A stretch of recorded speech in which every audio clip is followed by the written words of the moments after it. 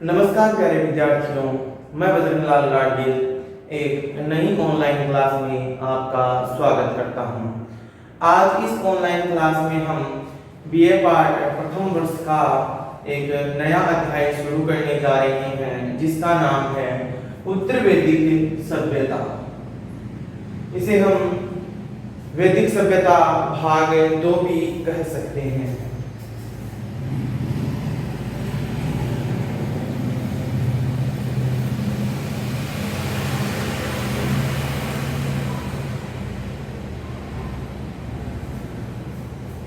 इससे पूर्व की ऑनलाइन क्लास में हमने अध्ययन किया था कि ऋग्वैदिक सभ्यता, उसके भौगोलिक स्थिति, विस्तार तथा उनका भारत में प्रवेश, उनके मूल स्थान के बारे में तथा उनकी समयावधि के बारे में, उनकी सामाजिक स्थिति, धार्मिक स्थिति आदि सब के बारे में हमने विस्तार पूर्वक चर्चाएं की थी।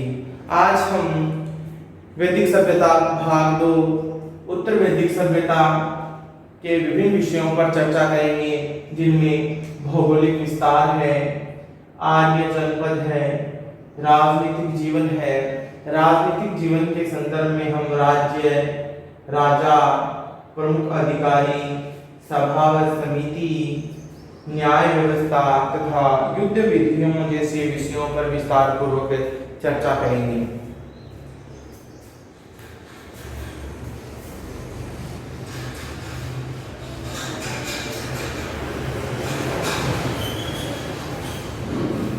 वैदिक साहित्य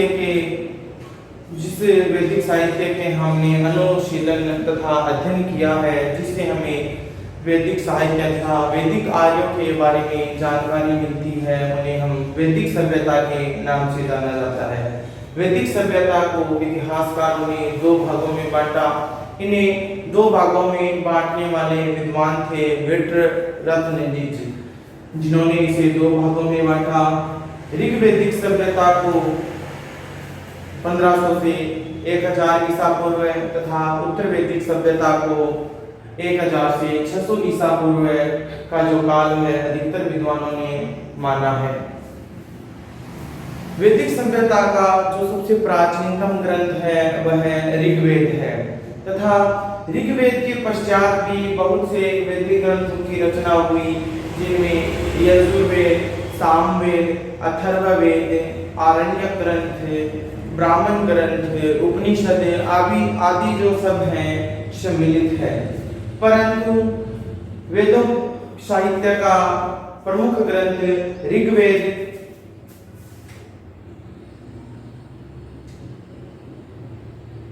तथा अन्य ग्रंथ जिसमें यजुर, साम, अथर्व, ब्राह्मण,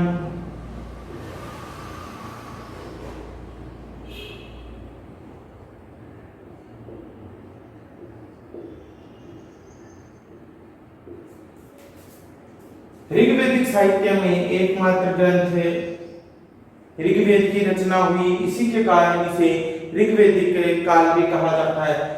इसके पश्चात उत्तर वैदिक काल में यजुर्वेद, सामवेद, अथर्ववेद, ब्राह्मण ग्रंथ, आरण्यक ग्रंथ, उपनिषद आदि सब की रचनाएं हुई।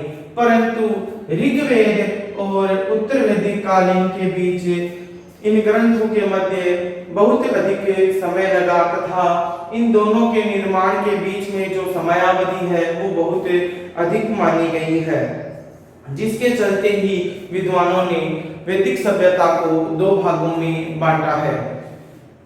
ऋग्वैदिक जो आर्य थे वह तथा इनका भौगोलिक विस्तार, क्षेत्र तथा उनके सिद्धांत और व्यवहार में सामान्य परिवर्तन थे तथा उत्तर वैदिक कालीन जो वैदिक आर्य थे उन्होंने पूर्व तथा दक्षिण की तरफ विस्तार करने के कारण अनार्य जातियों के संपर्क में आने से उनकी सभ्यता, संस्कृति, सामाजिक आर्थिक जीवन में विभिन्न प्रकार के परिवर्तन आए तथा इसके चलते ऋग्वैदिक सभ्यता तथा उत्तर वैदिक सभ्यता में सामान्य अंतर को हम समझ सकते हैं। ऋग्वैदिक ग्रंथ ऋग्वेद तथा उत्तर वैदिक जो ग्रंथ हैं, इन दोनों के मध्य दीर्घ काल का समय लगा तथा इनका निर्माण है वह किसी एक कालखंड में न होकर विभिन्न विभिन्न समयों में हुआ है। इस आधार पर हम मान सकते हैं कि उत्तर वैदिक सभ्यता और ऋग्वैदिक सभ्यता को दो भागों में विभाजित कर इतिहासकारों ने पाठकों तथा विद्यार्थियों के लिए सुविधाजनक एक क्रमवार स्थिति तैयार की है, जिससे ऋग्वैदिक सभ्यता तथा उत्तर वैदिक सभ्यता को आसानी से समझा जा सकता है तथा दोनों में अंतर मत विभेद किया जा सकता है। अब अगर हम उत्तर वैदिक सभ्यता के भौगोलिक विस्तार की कुछ चर्चाएं करते हैं।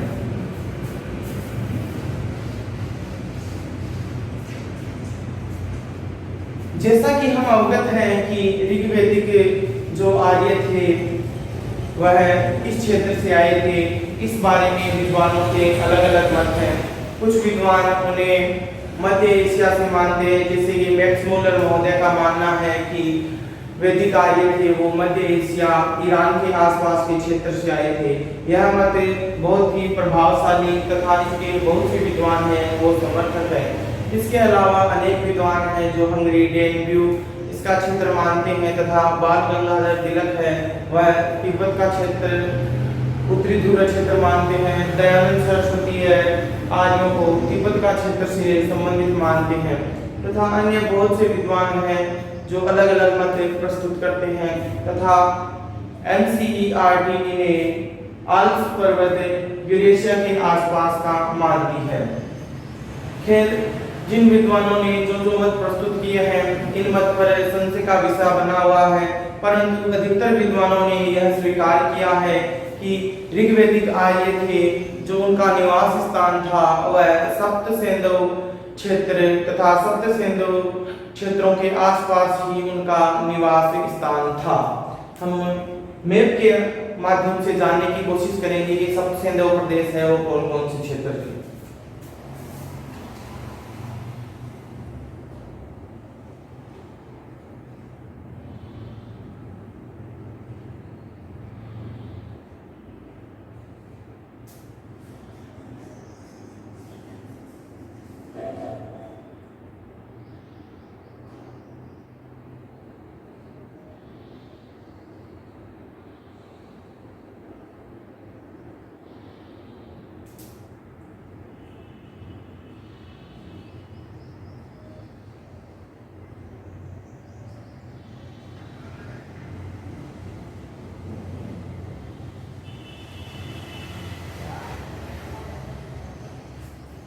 यह हमारा भारत है।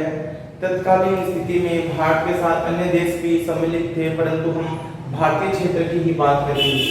जैसे कि हम बात करें सप्त सिंधु क्षेत्र है वो 7 नदियों के नाम से विख्यात था। उनमें हम बात करें चिनाब, रावी, झेलम, सरस्वती, व्यास आदि सब जो नदियां थी उनके आसपास के क्षेत्र है, उन्हीं क्षेत्रों में आर्य लोग थे जो निवास करते थे।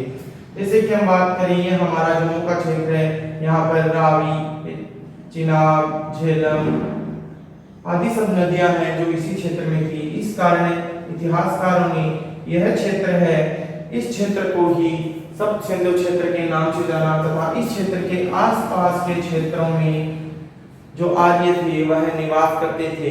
जब उत्तर वैदिक कालीन सभ्यता का विस्तार हुआ तब इन आर्यों का जो प्रसार है वह पूर्व की ओर तथा दक्षिण की ओर यह बढ़ने लगी। उत्तर वैदिक आर्यों का पूर्व तथा दक्षिण की ओर विस्तार करने के कारण इन्हें बहुत सी अनार्य जातियों के साथ संघर्ष करना पड़ा तथा इनसे युद्ध तथा आक्रमण कर इनको पराजय कर इन क्षेत्रों से खदेड़ा। ये अनार्य जातियां थी, यह भील, कोल, आदिवासी, संथाल आदि सब जो जनजातियां थी वह अनार्य जातियों में सम्मिलित थी। यह अनार्य जातियां इन क्षेत्रों में रहती थी तथा इन क्षेत्रों पर उत्तर वैदिक आर्यों ने अधिकार कर इनको खदेड़ दिया। अगर हम भौगोलिक स्थिति की बात करें तो बहुत से विद्वानों का मानना है कि मध्य देश तक पूर्वी क्षेत्र में वैदिक उत्तर वैदिक आर्यों का अधिकार हो गया था। मध्य देश से अधिकतर लोगों का अनुमान लगाया गया है कि बिहार के आसपास के जो क्षेत्र थे वहां तक वैदिक आर्यों का अधिकार हो गया। और साथ ही दक्षिण के क्षेत्र में अगर हम बात करें, प्रोफेसर डॉक्टर पांड्या का कथन है कि उत्तर वैदिक आर्य दक्षिण में विंध्याचल पर्वत है, जो कि विंध्याचल पर्वत श्रृंखला है जो यहाँ पर स्थित है। विंध्याचल पर्वत श्रृंखला को पार कर गोदावरी नदी जो दक्षिण की गंगा के नाम से जानी जाती है उसके उत्तर तक, कहना का मतलब है इस क्षेत्र तक उत्तर वैदिक आर्यों का विस्तार हो गया था तथा वह एक बड़े भूभाग पर इस क्षेत्र पर अधिकार कर रहे थे। और भी बहुत से विद्वान हैं, उनका मानना है कि गोदावरी नदी, जिसका उल्लेख प्राचीनतम नदी जिसे सादानीरा वर्तमान हम गंडक नदी कहते हैं, जो बिहार में बहती है, यहाँ पूर्वी क्षेत्र तक विस्तार हो गया था। इसके साथ ही जो उत्तर वैदिक आर्य हैं वह विदर्भ, मगध, बंग प्रदेशों की भी जानकारी रखते थे। इस प्रकार से उत्तर वैदिक आर्यों का दक्षिण तथा पूर्व की विस्तार के चलते जो इनका मूल क्षेत्र था यह पंजाब और उत्तरी क्षेत्रों में का प्रभाव है वो धीरे धीरे कम होने लगा। इसके पीछे एक सामान्य सा कारण है, जो उत्तर वैदिक आर्य हैं वह दक्षिण तथा पूर्व की ओर विस्तार करने लगे, जिसके चलते जो इनके मूल प्रदेश थे जहां ये पूर्व में रह रहे थे, इन क्षेत्रों का जो महत्व है वो धीरे धीरे कम होने लगा। इसी प्रकार अन्य बहुत से विद्वान हैं, उनका कहना है कि उत्तर वैदिक आर्य है वह परीक्षित राजा तथा प्रवाहजागरी नामक दार्शनिक राजाएं, विद्वान राजाओं आदि सब के बारे में भी अपने ग्रंथों में जानकारी देते हैं। ऐत्रेय तथा शतपथ ब्राह्मण ग्रंथों में भी उत्तर वैदिक आर्यों के भौगोलिक विस्तार के बारे में बहुत सा वर्णन किया गया है, जिनसे हमें इतिहास को जानने में सहायता प्राप्त होती है। इसके अलावा हम अगर बात करें उत्तर वैदिक आर्यों के भौगोलिक विस्तार की, तो विदर्भ के राजा जनक के बारे में भी जानकारी मिलती है। इससे इतिहासकार इस बात का अनुमान लगाते हैं तत्कालीन विदर्भ के क्षेत्र तक उत्तर वैदिक आर्यों का विस्तार हो गया था। हमने उत्तर वैदिक आर्यों के भौगोलिक विस्तार के बारे में समझा। वह बहुत से विद्वान सामान्यतः एक मत पर नहीं पहुंच पा रहे हैं, विद्वानों में मतभेद हैं। इसके चलते जो सर्वमान्य मत है वह यह है कि उत्तर वैदिक आर्यों का जो विस्तार था वह सरस्वती नदी, जिनका इतिहासकारों का कहना है कि वह राजस्थान के मरुस्थल में विलुप्त हो जाती थी, सरस्वती नदी से लेकर गंगा यमुना के दोयाब तक का जो विस्तृत क्षेत्र था, यहाँ पर उत्तर वैदिक आर्यों का विस्तार रहा होगा। अधिकतर विद्वान है जो इस मत के पक्षधर है। सरस्वती नदी और गंगा यमुना जो दोयाब है, जो उत्तर प्रदेश, बिहार आदि के क्षेत्रों में स्थित है, इसके मध्य का जो यह क्षेत्र है यहाँ पर स्थित थे, यह उनका स्थान माना गया है। अब हम आर्य जनपदों की बात करते हैं।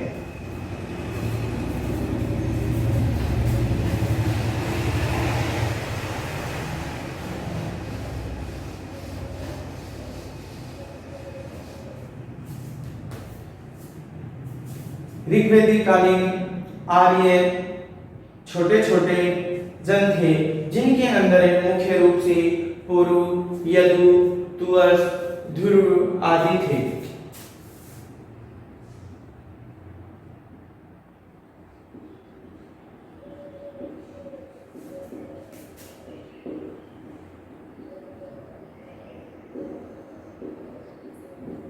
इन्हें पंचजन्य कहा जाता था। इसके अलावा और बहुत से छोटे बड़े अनार्य जन थे, परंतु कालांतर में पुरु और भरत जन मिलकर कुरु नामक जन का निर्माण करते हैं।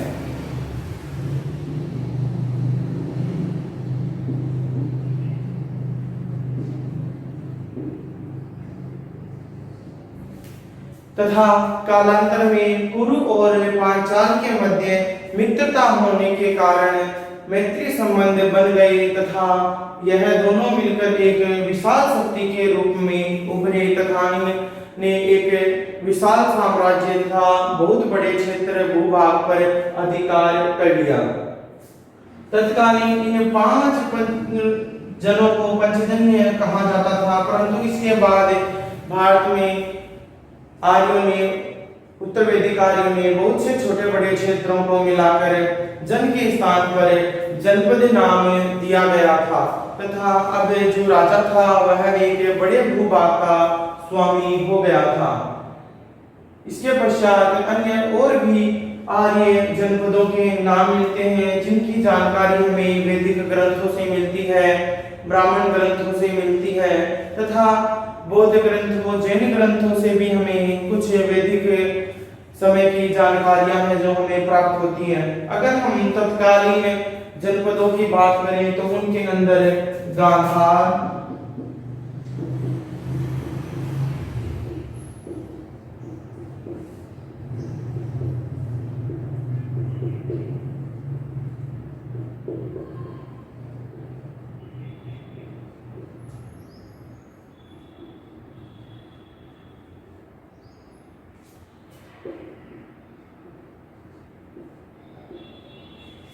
गांधार है, काशी है, कौशल है, अंग है, अश्मक है, कलिंग है, मगध है, अवंती है,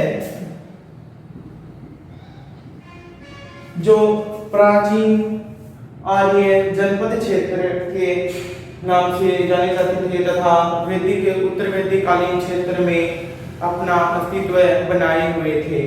अब हम उत्तर वैदिक कालीन राजनीतिक जीवन के बारे में चर्चाएं करेंगे। सबसे पहले हम बात करते हैं राज्य। ऋग्वैदिक कालीन समय में जो राजा था वह एक छोटे छोटे भूभाग पर अधिकार किए हुए रहते थे तथा वह एक छोटे से क्षेत्र का स्वामी होता था जिसके कारण उसे जन कहा जाता था तथा उस पर भी अधिकार करने के लिए वह भूमि का स्वामी न होकर युद्ध का स्वामी कहा जाता था। परंतु उत्तर वैदिक काल में स्थितियां बदल गई थी। राजा है वह छोटे छोटे जनपदों को मिलाकर एक बड़े जनपद तथा बड़े भूभाग पर अधिकार करने लगा तथा अब राजा है वह एक बड़े विस्तृत क्षेत्र का स्वामी तथा अधिपति कहलाने लगा।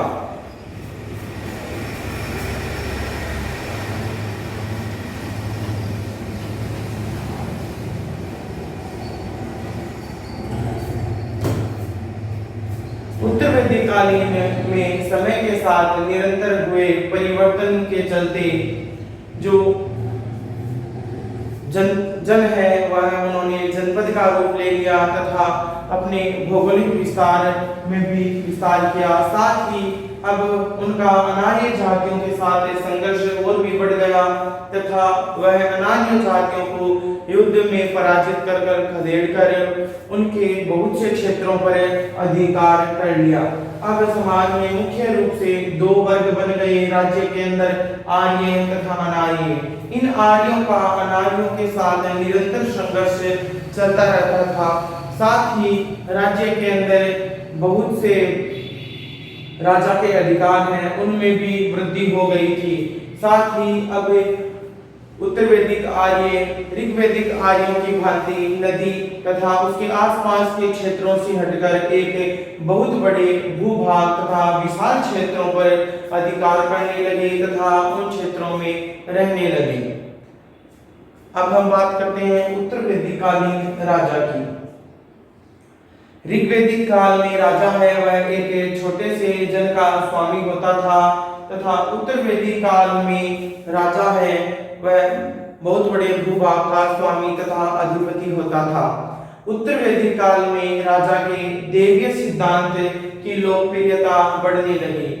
ऋग्वैदिक काल में राजा का निर्वाचन आम जनता तथा सभावत समिति जैसी संस्थाओं के द्वारा किया जाता तथा उनके द्वारा राजा पर सीमित अधिकार भी रखे जाते, परंतु उत्तर वैदिक काल में आए बहुत से परिवर्तनों के चलते राजा के असीमित अधिकार हो गए तथा कहीं कहीं पर यह उल्लेख मिलता है कि राजा का निर्वाचन है जो किया जाता था, परंतु इतिहासकारों तथा विद्वानों का मानना है कि यह संबंध राजा के निर्वाचन से उल्लेखित न होकर राजा के संबंधित अधिकारियों के संबंध में उल्लेख किया गया है।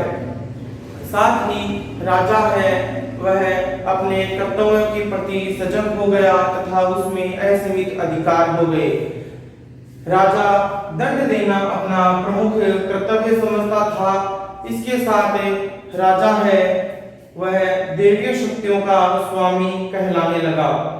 राजा के द्वारा जो राजा का पद है वह उत्तराधिकार तथा राजवंश का पद बन गया। पितृसत्तात्मक सत्ता के तहत राजा का पद उसके पुत्र को प्राप्त होने लगा, परंतु कहीं कहीं पर उल्लेख मिलता है कि अन्य जो संस्थाएं मौजूद थी वह संस्थाएं अयोग्य उत्तराधिकारी होने की स्थिति में अन्य राजवंश के व्यक्ति को भी राजा नियुक्त कर सकती थी, परंतु तत्कालीन स्थिति में राजा में जो राजा था वह सर्वशक्तिमान हो गया था। उत्तर वैदिक कालीन में राजा का महत्व है वो बहुत अधिक बढ़ गया था। वह राज्य के समस्त अधिकार उसके अंदर समाहित थे, समस्त कानून के अधिकार उसके अंदर समाहित थे, समस्त भूमि पर भी उसका अधिकार हो चुका था। इसके साथ ही राजा है वो असीमित शक्तियों का मालिक हो गया था।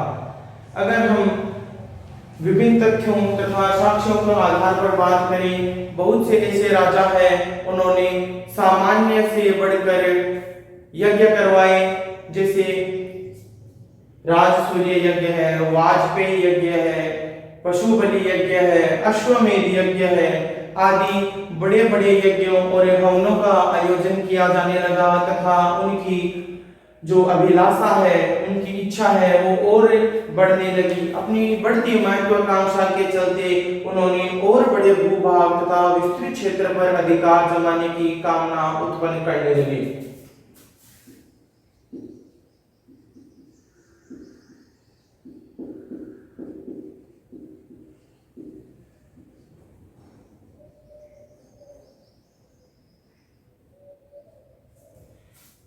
यह दो यज्ञ प्रमुख रूप से जाने जाते थे।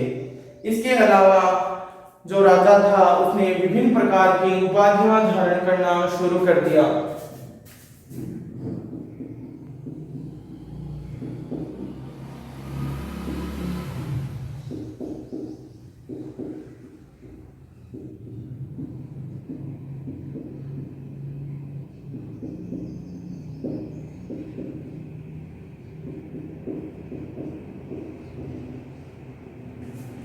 स्वराज्य, वेराज्य, भौराज्य, महाराज्य, साम्राज्य, स्वराट आदि जैसी उपाधियां धारण करने लगा। ऐतरेय उपनिषद में कहा गया है कि समुद्र पर्यंत से लेकर पृथ्वी तक के स्वामी को एक राट कहा गया है। बहुत से जो उत्तर वैदिक कालीन राजा थे उन्होंने एक राट जैसी विशाल उपाधियों को धारण किया।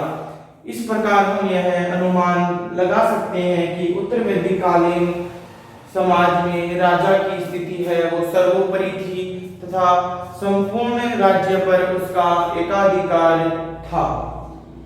अब हम उत्तर वैदिक कालीन प्रमुख अधिकारी की बात करते हैं। उत्तर वैदिक कालीन समाज में राजा सहित प्रमुख 12 अधिकारी होते थे जिन्हें रत्निन कहा गया है।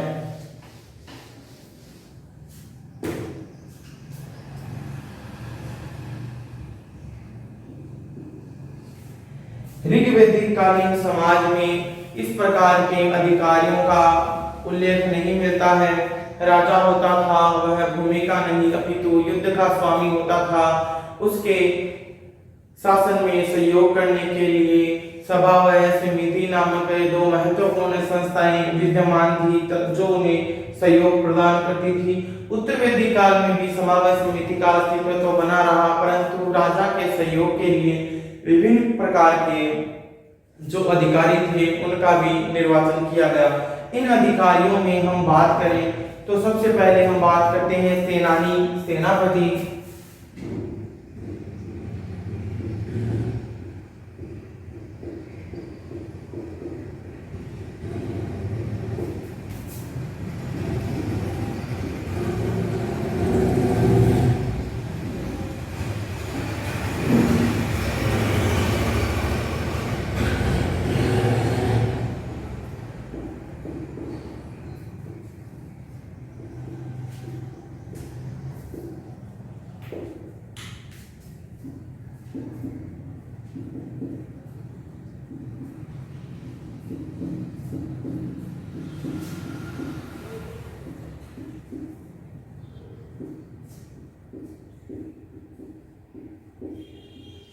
इस प्रकार से जो अधिकारी थे जो राजा के सहयोगी थे, जिनमें सेनापति, सेनानी, जो सेना का प्रधान अधिकारी होता था, पुरोहित होता था, वह ब्राह्मण वर्ग का प्रमुख अधिकारी था तथा राजा को सलाह तथा प्रशासनिक कार्यों में सहयोग करता था। साथ ही हवन, यज्ञ तथा कर्मकांड से संबंधित जो भी कार्य होते थे वह पुरोहित उन कार्यों का निर्वहन करता था।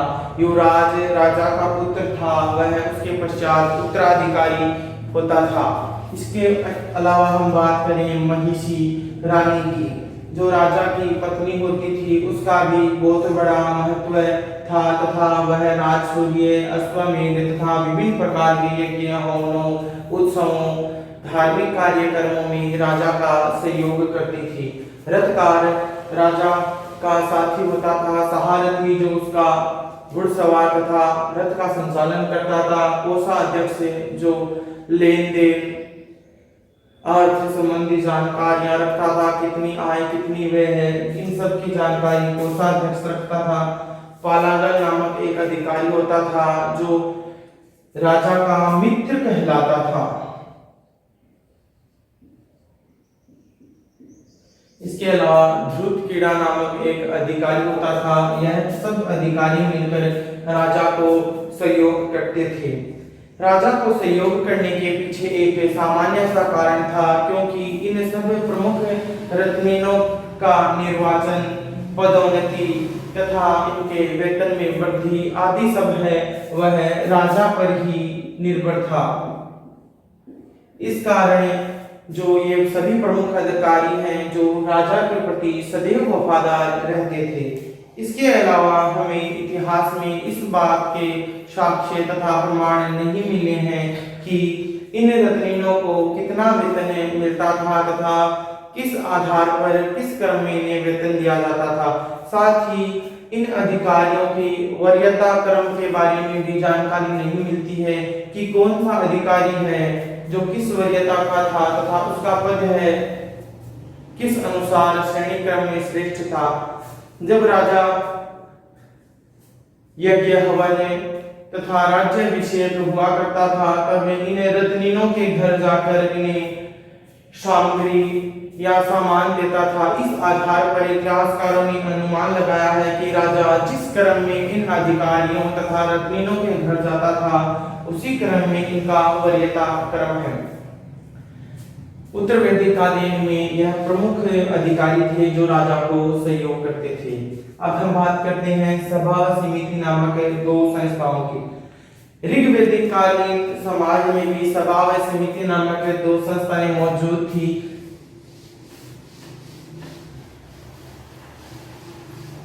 ऋग्वैदिक कालीन समाज में इनका विशेष महत्व था। उत्तर वैदिक कालीन में समाज में भी सभा व समिति नामक संस्थाएं मौजूद तो थी, परंतु इनका वो महत्व अब नहीं रहा जो ऋग्वैदिक कालीन समाज में था। अथर्ववेद में सभा व समिति को प्रजापति की पुत्रियां कहा गया है।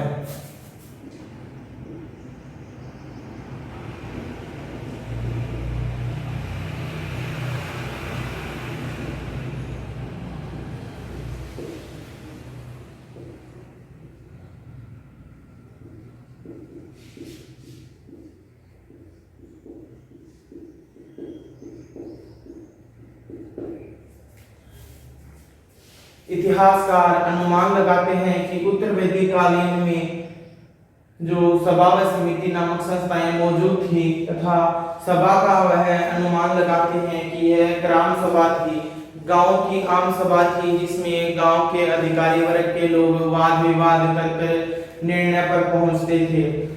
इन इतिहासकारों का मानना है कि निश्चित ही रूप से राजा के द्वारा ग्राम सभाओं को सहायता प्राप्त की जाती थी तथा गांव के छोटे बड़े निर्णय हैं वो इन ग्राम सभाओं के द्वारा भी हल कर दिए जाते।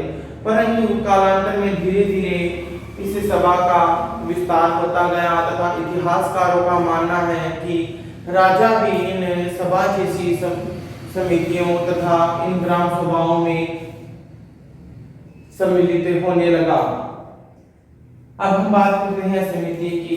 समिति नामक संस्था का भी उत्तर वैदिक कालीन समाज में उल्लेख मिलता है तथा इतिहासकारों ने इसका संबंध केंद्रीय सत्ता से माना है तथा यह ग्राम सभा थी वह ग्राम से संबंधित थी तथा समिति थी वह केंद्रीय सभा से संबंधित थी। इसमें राजा तथा उसके संबंधित अधिकारी वर्ग के लोग हैं इसमें बैठा करते थे तथा राज्य से संबंधित विभिन्न विषयों पर वाद विवाद कर किसी एक निर्णय पर पहुंचा जाता था। एक जगह पर हमें उल्लेख मिलता है कि समिति संस्था के अधिकारियों की अवहेलना करने वाला राजा योग्य राजा नहीं है। इस आधार पर हम मान सकते हैं राजा है वह समिति के अधिकारियों के साथ अच्छा मित्रवत व्यवहार रखता था तथा धीरे धीरे कालांतर में समय के साथ परिवर्तन के चलते सभा व समिति का जो अस्तित्व है वह कमजोर पड़ गया और इनके अधिकारों में भी परिवर्तन आ गया तथा इनके मूल अस्तित्व तथा ढांचे में भी परिवर्तन आता गया। अब हम बात करते हैं न्याय व्यवस्था की।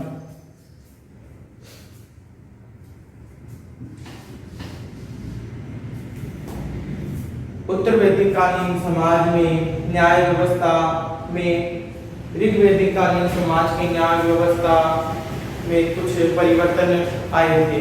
उत्तर वैदिक कालीन समाज में राजा है वह न्याय का सर्वोच्च तथा प्रमुख अधिकारी होता था।